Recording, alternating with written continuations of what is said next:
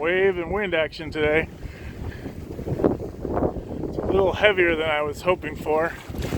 I was hoping it was going to be a little less because it's going to turn on around 1 p.m. The tide's going to start changing about, I think, 11. So, Reef Main, pretty comfortable. It was a real pain in the ass to get the sails up by myself.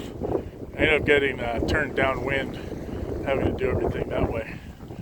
But all part of the learning. So good stuff. Pretty exciting. These waves look like nothing on the video. I don't know